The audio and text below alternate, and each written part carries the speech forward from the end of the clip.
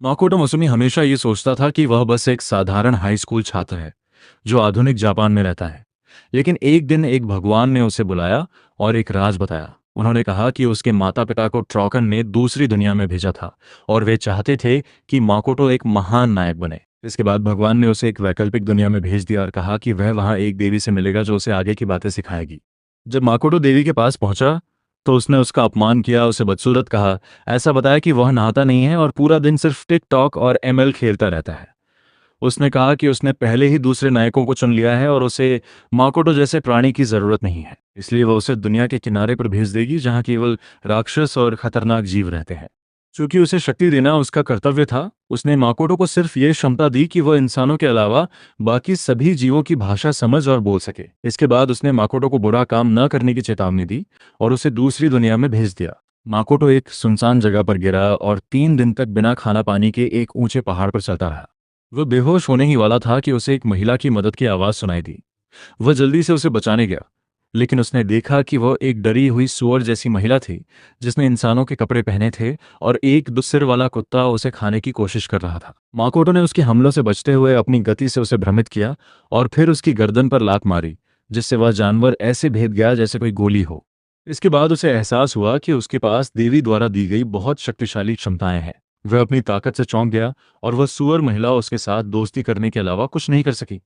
उसने अपना नाम एम्मा बताया, जो एक ऑर्क थी और जिसे पहाड़ के ऊपर रहने वाले ड्रैगन को बलि के रूप में दिया जाने वाला था। एम्मा उसे अपने गांव ले गई और उसे फायर मैजिक सिखाया, जिसे माकोटो ने बहुत जल्दी सीख लिया।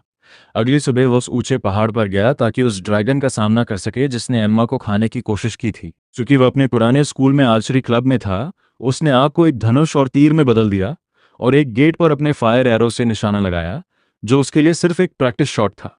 उसका तीर एक गेट से होकर गया और उन बुरे लोगों को खत्म कर दिया जो ऑक्स को परेशान कर रहे थे।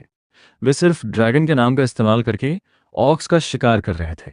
लेकिन अब जब माकोटो ने ड्रैगन के घर पे हमला किया तो ड्रैगन खुद उससे लड़ने के लिए बाहर आया। चारों तरफ घना कोहरा छा गया और विशाल ड्रैगन ने माकोटो पर हमला किया, लेकिन वह उसके सभी हमलों से बचता रहा। कोहरा और घना हो गया, लेकिन माकोटो ने एक नई संवेदन क्षमता विकसित कर ली थी, जिससे वह कोहरे के पार भी ड्रैगन को देख सकता था। उसने सभी हमलों से बचते हुए अपना जवाबी हमला शुरू किया और ड्रैगन के चारों ओर कई फायरबॉल बनाकर उसे भारी नुकसान पहुंचाया। उसने अपनी बॉक्सिंग स्किल का इस्तेमाल करते हुए सिर्फ 3 मुक्कों में ड्रैगन को गिरा दिया। लेकिन जैसे ही उसने अपनी रक्षा ढीली की, ड्रैगन ने अपनी जादुई आंखों का इस्तेमाल करके उसे एक भ्रम में फंसा दिया, जहां उसे लगा कि वो मर जाएगा। उस भ्रम में उसने अपने आर्चरी क्लब की जूनियर नोकोमी को देखा, जो सुंदर और लोकप्रिय थी, और उसने अपने प्यार का इजहार किया। माकोटो को पता था कि यह सच नहीं हो सकता, क्योंकि वह खुद को कमतर मानता था, न दिखने में अच्छा, न लंबा, न ज्यादा बुद्धिमान और ना ही अमीर। इसलिए उसने समझ लिया कि यह सिर्फ एक भ्रम है। उसने अपनी शक्ति का उपयोग करके उस भ्रम को तोड़ दिया। अब उसे समझ आया कि यह वही शक्ति है जो भगवान ने उसे दी थी, जिससे वह अपने आसपास की चीजों को अपनी इच्छा के अनुसार नियंत्रित कर सकता है। इसी शक्ति से उसने ड्रैगन को महसूस किया था और अब अपने मुक्कों को मजबूत करके वह भ्रम से बाहर निकल आया। अब वह ड्रैगन को हराने के लिए तैयार था, लेकिन ड्रैगन एक बिल्ली के बच्चे की तरह दया की भीख मांग लगा। उसने कहा कि उसने माकोटो की यादें देखी हैं और उसमें दिलचस्पी है, इसलिए वह उससे एक कॉन्ट्रैक्ट करना चाहता है जिससे दोनों को फायदा होगा। माकोटो पहले हिचकिचाया, लेकिन अंत में मान गया और ड्रैगन ने रिचुअल शुरू किया। जैसे ही कॉन्ट्रैक्ट पूरा हुआ, ड्रैगन एक खूबसूरत लड़के में बदल गया जो किसी टिकटॉक इन्फ्लुएंसर जैसी दिखती थी। माकोटो निराश हो गया क्योंकि वो एक ड्रैगन सर्वेंट चाहता था, न कि एक लड़की। ड्रैगन लड़की ने मजाक में कहा कि इसी वजह से वो हमेशा सिंगल रहेगा। उसने समझाया कि ऐसे कॉन्ट्रैक्ट में कमजोर प्राणी मजबूत के रूप में बदल जाता है, और चूंकि वो एक इंसान बन गई थी, इसलिए वो एक समुराई बन गई, क्योंकि उसने माकोटो की यादों में कोरियन ड्रामा देखे थे। इसके बाद वो माकोटो को अपने डेमी प्लेन में ले गई, जो एक अलग दुनिया थी जिसमें केवल वही प्रवेश कर सकती थी। माकोटो को उम्मीद थी कि यह अंधेरी और खतरनाक जगह होगी, लेकिन यह एक हरी भरी जंगल जैसी जगह निकली जो उसकी यादों के अनुसार बदल गई थी। उस विशाल जगह को देखकर उसने सोचा कि वो यहाँ एक शहर बना सकता है। वह ड्रैगन लड़की को ऑक्स के पास ले गया और बताया कि वो उन्हें खाने में रुचि नहीं रखती। इसके बाद उन्होंने अपने नायक के लिए एक पार्टी रखी। माकोटो ने एम्मा से बात की और उसे समझदार, दयालु और अपने मानकों के अनुसार सुंदर पाया, और सोचा कि वो इस दुनिया की मुख्य नायिका बन सकती है। अगले दिन ऑक्स ने उसके डेमी प्लेन में जाने का फैसला किया और वहां बसने लगे। ड्रैगन लड़की ने उनके लिए घर और दुकानें बना दी और उन्होंने जल्दी ही शहर का निर्माण शुरू कर दिया। माकोटो ने भी कई तरह के मैजिक सीख लिए और पाया कि वो पानी के जादू में अच्छा है, लेकिन हवा के जादू में कमजोर है। बाहर ऑक्स को पेड़ काटने में समस्या हो रही थी, इसलिए माकोटो ने अपनी की शक्ति का इस्तेमाल करके उन्हें आसानी से काट दिया और उनके घाव भी ठीक कर दिए। फिर ड्रैगन लड़की एक बेहोश ड्वार्फ को लेकर आई, जिसे एक विशाल काली मकड़ी ने घायल कर दिया था। अचानक वो विशाल मकड़ी उनके डमी प्लेन में घुस आई और हमला करने लगी। माकोटो ने उससे लड़ाई की, लेकिन वो बार बार खुद को ठीक कर लेती थी। अंत में उसने अपनी रणनीति बदली और फायर मैजिक और आर्चरी का इस्तेमाल करके उसके सिर पर वार किया। लंबी लड़ाई के बाद वो मकड़ी भी एक लड़की में बदल गई। माकोटो चौंक गया और थोड़ा डर भी गया। लड़की भले ही थोड़ी प्यारी थी, लेकिन उससे उसे अच्छा एहसास नहीं हो रहा था। उस काले कपड़ों वाली लड़की ने बताया कि उसे ड्रैगन लड़की, उसके छोटे क्लोन और एम्मा ने मिलकर ठीक किया है। लेकिन माकोटो ने सिर्फ यही पूछा कि वो कौन है।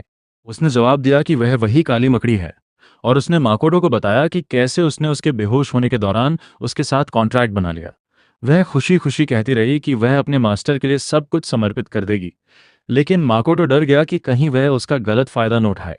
जब ड्रैगन लड़की वहां आई तो माकोटो उससे निराश था और उसने व्यंग्य में उसे एक बेहतरीन नौकर कहा।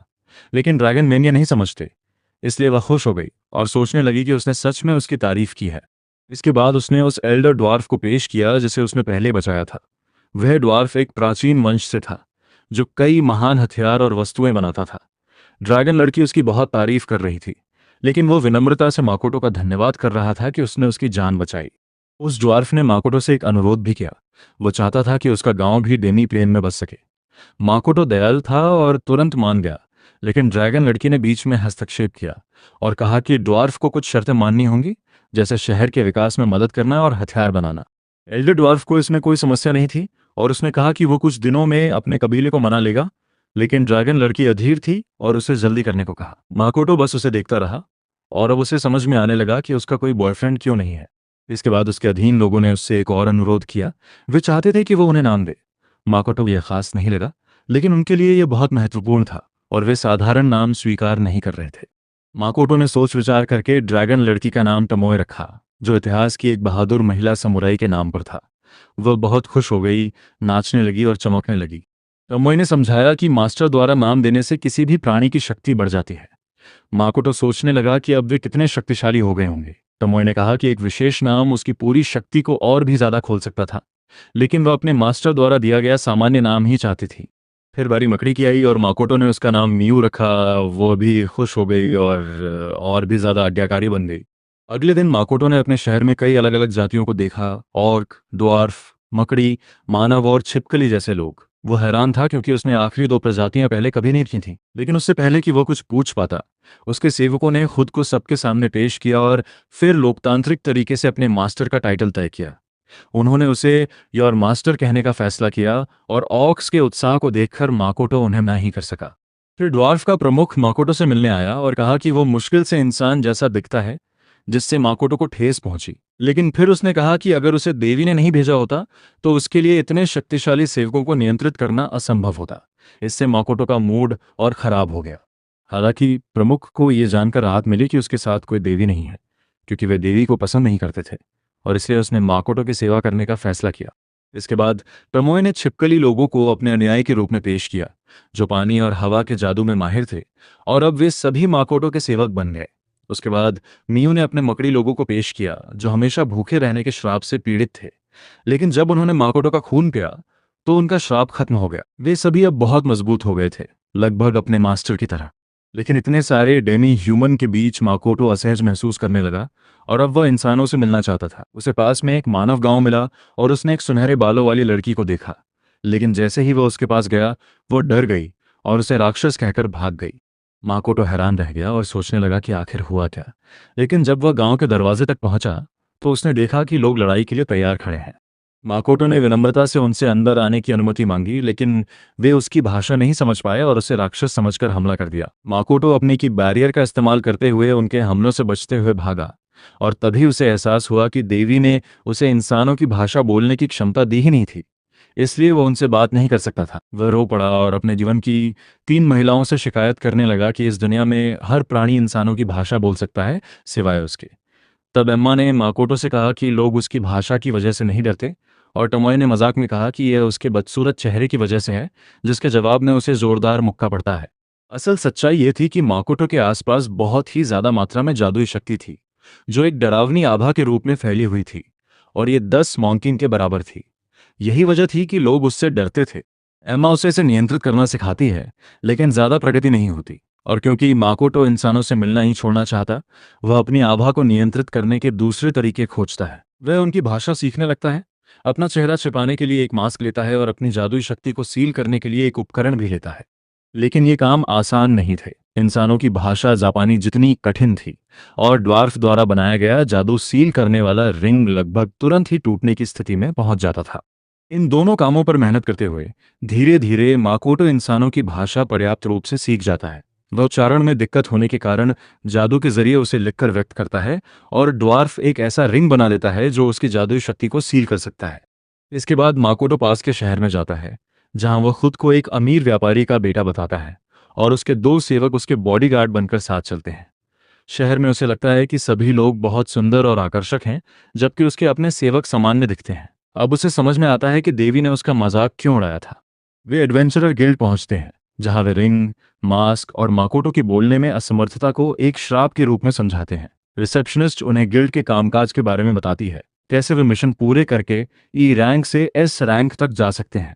माकोटो को यह पता चलता है कि उसे एक मर्चेंट गिल्ड कार्ड बनवाना होगा, जो केवल एक दूर के शहर में बन सकता है। इसके बाद वह वहां लगे हुए कामों को देखता है और जानता है कि इस गिल्ड का सबसे ताकतवर एडवेंचरर लेवल 400 से ऊपर है। उसके दोनों सेवक भी उसी स्तर के आसपास हैं, लेकिन छोटे मापने वाले स्क्रॉल उनके स्तर को मापने के लिए पर्याप्त नहीं है, इसलिए उन्हें बड़े स्क्रॉल की जरूरत पड़ती है। स्टाफ बड़े स्क्रॉल आते हैं जो 1600 तक का लेवल माप सकते हैं। टमोय का स्तर लगभग 1300 से ऊपर होता है, जबकि मियो का स्तर लगभग 1500 होता है, और टमोय इससे थोड़ा सतर्क हो जाती है। फिर भी जब लोग विश्वास नहीं करते, तो टमोय रिसेप्शनिस्ट से देश के सबसे ताकतवर एडवेंचरर के बारे में पूछती है, और उसे एक लेवल 900 की महिला के बारे में पता चलता है, जिसका नाम सोफिया है। उसने लांसर नाम के एक ड्रैगन को मारकर ड्रैगन स्लेयर की उपाधि हासिल की थी। टमोय उस ड्रैगन को जानती थी, और उसे उस ड्रैगन स्लेयर से बिल्कुल भी पसंद नहीं था। वह उसका प्राकृतिक दुश्मन था। माकोटो ने गिल्ड में अपना लेवल देखा और पाया कि वह अभी भी लेवल 1 है, जिस पर पूरा गिल्ड उसका मजाक उड़ाता है। इसके बाद उसने रात के लिए एक सराय में कमरा बुक किया, लेकिन मैनेजर ने उनसे ज्यादा पैसे वसूलने की कोशिश की, जब तक कि टमोय ने धमकी नहीं दी कि अगर उसने कीमत कम नहीं की तो वो उसकी सराय को तोड़ देगी। लेकिन शहर की बाकी चीजें भी बहुत महंगी थीं, और ड्रैगन लड़की को यह एक अजीब स्थिति लगी जो एक रोमांचक साहसिक यात्रा की ओर ले जाएगी। माकोटो ने कहा कि कोई उनका पीछा कर रहा है, इसलिए उसने समुराई को जांच करने के लिए छोड़ दिया, जबकि वो मियू को डिनर डेट पर ले गया। जब वे वापस सराय लौटे तो उनकी मुलाकात एक छोटी लड़की से हुई। लड़की कुछ कहना चाहती थी, लेकिन झिझक रही थी, इसलिए माकोटो ने मियू से कहा कि वो उससे बात करे। उसे उम्मीद थी कि मियू उसके साथ अच्छे से पेश आएगी, लेकिन मियू ने उसे डरा दिया, जिस पर माकोटो ने उसे थप्पड़ मारते हुए कहा कि बच्चों से ऐसे बात नहीं करते। इसके बाद माकोटो ने खुद उस लड़की से बात की। उसने कहा कि उसे मदद चाहिए, लेकिन अपनी बात कहने से पहले ही वह रोने लगी, और माकोटो को गले लगाकर भावनात्मक रूप से उसे मना लिया। एक अंधेरे कोने से एक एडवेंचरर ये सब देख रहा था, और खुश था कि वह छोटी लड़की अपना काम ठीक से कर रही है। होटल के कमरे में उस लड़की ने अपना नाम रेनन बताया और कहा कि उसके पिता दूध लेने गए थे और वापस नहीं आए। फिर उसकी बड़ी बहन रोटी लेने गई और वो भी वापस नहीं आई। अब वो अकेली और परेशान है, इसलिए उसने माकोटो से मदद मांगी। इस बीच टमोय उनके सामान के साथ गाड़ी चला रही थी जब कुछ सशस्त्र लुटेरों ने उस पर हमला कर दिया, लेकिन वे उसके मुकाबले बहुत धीमे और कमजोर थे। उसने आसानी से उनके हमलों से बचते हुए सिर्फ एक लात में उनकी छाती की हड्डियां तोड़ दी। इसके बाद उसने अपनी तलवार के एक वार में 2 लोगों को काट दिया और आखिरी को पूछताछ के लिए पकड़कर होटल के कमरे में ले आई, जहां माकोटो ने उसे लोगों को मारने के लिए डांटा। फिर उसने रेनन द्वारा बनाई गई उसकी बहन टोवा की तस्वीर देखी, और उसे देखते ही माकोटो बेचैन हो गया। वो उसकी क्रश नोकोमी जैसी दिखती थी, इसलिए उसने बंदी की यादों की जांच की और पता लगाया कि उसी गैंग ने टोवा को अगवा किया था। उसने तुरंत नामियो और टमोय को उसे ढूंढने का आदेश दिया, और वे हैरान थे कि उनका मास्टर इतना बेचैन क्यों है। दोनों महिलाएं पूरी रात बाहर रहकर जासूस बनने की कोशिश करती रहीं। अगले दिन माकोटो रेनन को साथ लेकर बाजार गया, जहां उसने अपने डेनी प्लेन के फल 500 सोने के सिक्कों में बेचे। वापस लौटते समय भी रेनन अपनी बहन के बारे में सोचती रही। तभी रेनन ने किसी को देखा और उसकी ओर दौड़ पड़ी, और माकोटो से कहा कि वह थोड़ी देर में वापस आ जाएगी। लेकिन माकोटो काफी समझदार था और उसने अपनी की का इस्तेमाल करके जांच की। उसे पता चला कि रेनन एक एडवेंचरर को रिपोर्ट कर रही है, जिसने उसे व्यापारी से 500 सोने के सिक्के चुराने के लिए कहा था। उस एडवेंचरर ने उसे धमकी दी थी कि अगर उसने ऐसा नहीं किया तो वो उसकी बहन को यातना देगा, लेकिन अगर वो चोरी कर लेती है तो वे दोनों कर्ज से मुक्त हो जाएंगे। रेनन के पास मजबूत नैतिकता थी, लेकिन अपनी बहन के लिए उसने उस आदमी को धोखा देने का फैसला किया जिसने उसे रहने और खाने की जगह दी थी। माकोटो ने सब कुछ सुन लिया और सोचा कि उन लोगों को बचाया नहीं जा सकता, लेकिन इस शहर को एक नायक की जरूरत है। इस बीच टमोए और मियू ने अपना काम पूरा कर लिया और पता लगाया कि टोवा एक भूमिगत जेल में जिंदा है। टोवा कमजोर और बीमार थी, लेकिन मियू ने उसे आसानी से ठीक कर दिया और दरवाजा तोड़कर उसे साथ चलने के लिए कहा। लेकिन उन्हें शहर का सबसे ताकतवर एडवेंचरर, एक काउबॉय जिसका नाम एस था, रोक देता है। उसके साथ उसके साथी भी थे, वही लोग जो रेनन को नियंत्रित कर रहे थे। टमोए ने कहा कि वह उन्हें मिलकर भी नहीं हार सकते। एस बाहर से हीरो जैसा लगता था, लेकिन असल में वह एक कायर और खलनायक था। एस गुस्से में उन्हें झूठा बताने लगा कि वे अपने लेवल के बारे में झूठ बोल रहे हैं, लेकिन फिर उसने अपना रवैया बदला और उन्हें अपनी टीम में शामिल होने का ऑफर दिया। दोनों लड़कियों ने विनम्रता से मना कर दिया, लेकिन फिर एस ने उनके मास्टर का अपमान किया, उसे टिकटॉकर कहा और कहा कि उसे सिर्फ टिकटॉक आता है और वह अपनी माँ के काम भी नहीं कर सकता। इससे टमोए और मियू गुस्से में आ गई और उन्होंने एस को मुक्का मारा। एस ने एक शक्तिशाली शील्ड स्पेल का इस्तेमाल किया जो मिसाइल को भी झेल सकता था, लेकिन टमोए अब लड़ने के लिए और उत्साहित थी। अपने अगले वार में उसने उस शील्ड को तोड़ दिया और एस को दीवार में दे मारा, फिर सभी को गिरा दिया। इस बीच म्यू बाकी लुटेरों से लड़ रही थी और इस दौरान उसने दीवारें तोड़ दी और वहां कैद दूसरे एडवेंचरर्स को आज़ाद कर दिया। उसे मिल्स को थप्पड़ मारने का मौका भी मिला, जिससे उसका चेहरा इतना सूज गया जैसे उसे मधुमक्खियों ने काट लिया हो। अब केवल लुटेरों का उपनेता बचा था और टमोए ने उसे एक भ्रम में फंसा दिया, जहां वह खुद को किसी अजीब एनीमे जैसी स्थिति में देखने लगा। जब लुटेरे हार गए तो लड़कियों ने पूरी इमारत को नष्ट कर दिया। एस ने अपनी बची हुई ताकत से टोवा को बंधक बनाने की कोशिश की, लेकिन गुस्से में भरी लड़कियों ने उसे मुक्का मारकर आसमान में उड़ा दिया। इसके बाद वे इस बात पर प्रतियोगिता करने लगे कि कौन ज्यादा लुटेरों को हरा सकता है, और उन्होंने टोवा से कहा कि वह जज बने जबकि वे अपनी ताकत दिखा रहे थे। इस प्रतियोगिता के परिणाम स्वरूप उन्होंने पूरे शहर को ऐसे नष्ट कर दिया जैसे उस पर उल्कापिंड गिर गए हों। नरेनन और टोवा फिर से मिल गए, और जब टोवा ने माकोटो का धन्यवाद किया तो माकोटो ने देखा कि बालों के रंग को छोड़कर वो बिल्कुल उसकी क्रश की कॉपी है। इसके बाद समय आया कि वो अपनी दोनों महिला सेवकों को शहर नष्ट करने की सजा दे। माकोटो ने मियू से रस्सी मांगी ताकि वो उन्हें बांध सके। फिर उसने उस रस्सी को एक तीर से बांधकर आकाश में छोड़ दिया और उसकी दोनों सेविकाएं तेजी से आसमान में उड़ गईं ताकि शहर के नुकसान की जिम्मेदारी से बचा जा सके। माकोटो ने सच्चाई सभी से छुपा ली और अपने दोनों महिला सेवकों नरेनन और उन एडवेंचरर्स के साथ शहर से भाग गया जिन्हें उसने बचाया था। रास्ते में वे मर्चेंट सिटी की ओर बढ़े और टमोए की शक्ति के कारण साथ चल रहे एडवेंचरर्स की यादें मिट गईं। उन्हें लगा कि शहर किसी राक्षस के हमले से नष्ट हुआ था। एक जगह पर माकोटो ने नियो और टमोए को करने की कोशिश की ताकि वे किसी और शहर को नुकसान न पहुंचाएं। माकोटो ने टमोए को समुराइयों की कहानियां सुनाई जो ताकतवर बनने के लिए कठोर प्रशिक्षण करते थे। टमोए को यह विचार पसंद आया और उसने तुरंत बाहर जाकर ट्रेनिंग करने की अनुमति मांगी। अब अपनी प्रतिद्वंद्वी के बिना नियो ने सोचा कि उसे अपने मास्टर का पूरा ध्यान देगा, लेकिन प्रतिस्पर्धा अभी भी कड़ी थी क्योंकि टोवा भी वहां थी। समूह एक गाड़ी में यात्रा कर रहा था और रास्ते में माकोटो ने अपनी की से कुछ किलर बी मॉन्स्टर्स को महसूस किया। उसने मियू से कहा कि वह उन्हें संभाले और मियू ने अपने पंखे का इस्तेमाल करके विंड ब्लेड अटैक से उन कीड़ों पर हमला किया। माकोटो आगे बढ़ना चाहता था, लेकिन टोवा ने कहा कि उन्हें मॉन्स्टर्स से आइटम इकट्ठा करने चाहिए।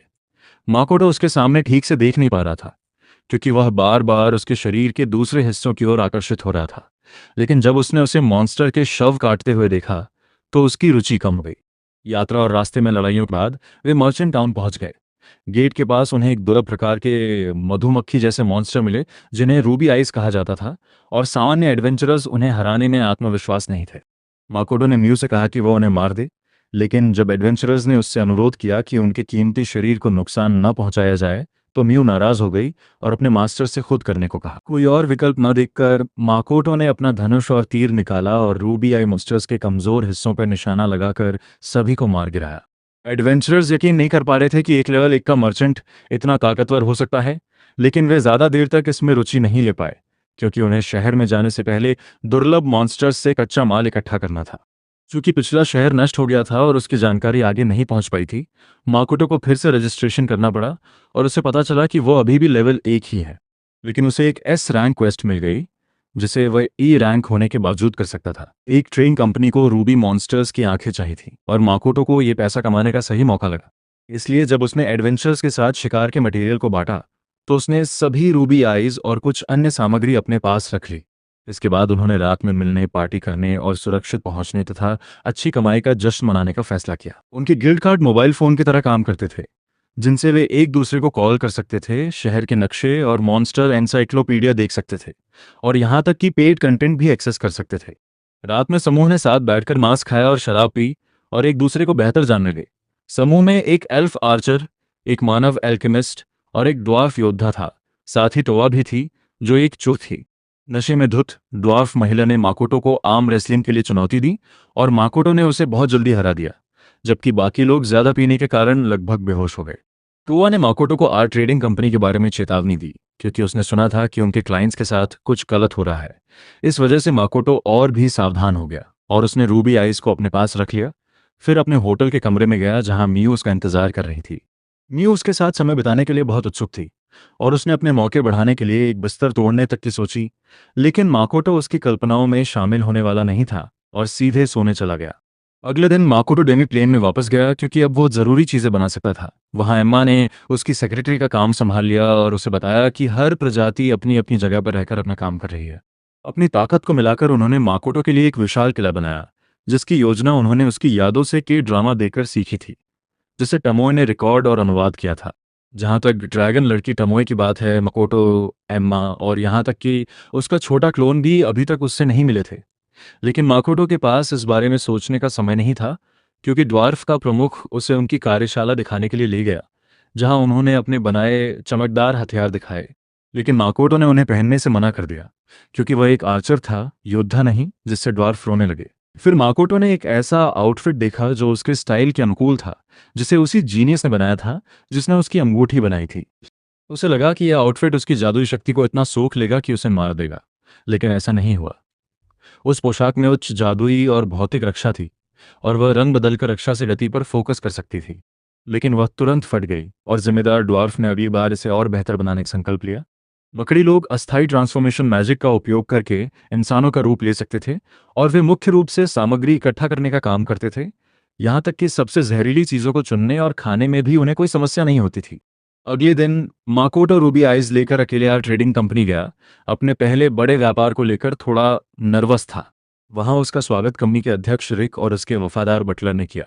जब माकोटो ने अपनी कहानी बताई कि वह एक श्राप से ग्रस्त है, लेवल एक एडवेंचरर है और एक व्यापारी बनना चाहता है, तो रिक ने कहा कि उनके बीच बात करने लायक कुछ नहीं है। लेवल एक होने का जिक्र व्यापारी को निराश कर गया और उसे लगा कि वह एक ओवर कॉन्फिडेंट नौसिखिया है जो गलतियां कर रहा है। लेकिन जब माकोटो ने उन्हें रूबी आइज दिखाए, तो वे हैरान रह गए कि यह असली है, और उन्होंने तुरंत एक मास्क पहने व्यक्ति को बुलाने के लिए कहा। फिर रिक ने बताया कि उसे इन दुर्लभ सामग्रियों की जरूरत क्यों है। वह अपनी पत्नी और 2 बेटियों के लिए अम्ब्रोसिया नाम की एक जादुई दवा बनाना चाहता है, जो एक श्रापित बीमारी से पीड़ित है। एक जादूगर ने उन तीनों पर लेवल 8 का श्राप लगाया था, और भले ही उसे यातना देकर मार दिया गया, उसने श्राप के बारे में कोई जानकारी नहीं दी। माकोटो उसकी कहानी से प्रभावित हुआ और उसने उसे और भी रूबी आइज दे दिए, साथ ही मदद करने की पेशकश भी की। रिक और उसके लोग इतने खुश हुए कि वे एक दूसरे को गले लगाकर रोने लगे। इसके बाद माकोटो मर्चेंट गिल्ड गया, जहां उसे व्यापारी बनने से पहले 2 परीक्षाएं पास करनी थी। रिसेप्शनिस्ट ने बताया कि पहले उसे एक कठिन लिखित परीक्षा पास करनी होगी और उसके बाद सामग्री इकट्ठा करने की प्रैक्टिकल परीक्षा होगी। अंत में उसे ये साबित करने के लिए पैसे जमा करने होंगे कि उसकी आर्थिक स्थिति ठीक है। लिखित परीक्षा की तैयारी के लिए माकोटो ने एक महंगी किताब खरीदी, लेकिन पढ़ते ही उसे अपने फैसले पर पछतावा हुआ।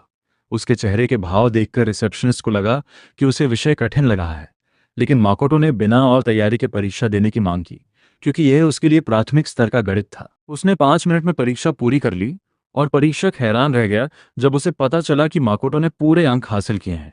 परीक्षक इतना चौंक गया कि उसे दिल का दौरा पड़ गया, और माकोटो सोचने लगा कि इस दुनिया में शिक्षा का स्तर कितना नीचे है। इसके बाद सामग्री इकट्ठा करने की परीक्षा का समय आया। परीक्षक खुश था कि माकोटो को मुश्किल काम मिला।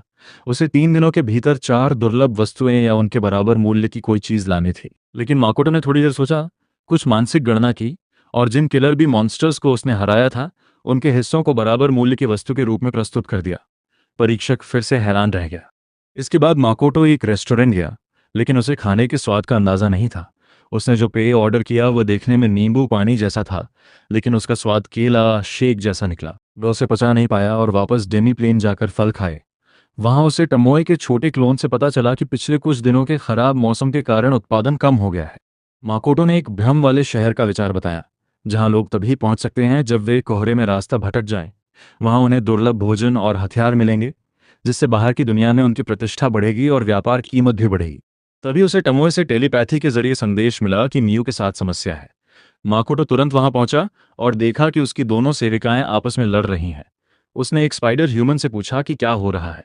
बात पूरी तरह समझ नहीं आई, इसलिए माकोटो ने खुद बीच में आकर टमोए से पूछा। पता चला कि मियू ने माकोटो की यादों से एक के ड्रामा देख लिया था और अब वह खुद को उसका बड़ा फैन मानने लगी थी। अब माकोटो की दोनों सेविकाएं इस बात पर लड़ रही थी कि कौन ज्यादा हैंडसम है, ली मिन हो या सॉन्ग जोंग की। अगली सुबह माकोटो ने अपने साथ यात्रा कर रहे अल्केमिस्ट से बात की और उसे दवा बनाने में मदद के लिए आमंत्रित किया। लेकिन उनके निकलते ही एक और एडवेंचरर उनका पीछा करने लगा, जो चाहता था कि वे किसी भी हालत में रीक की योजना को पूरा न कर सकें।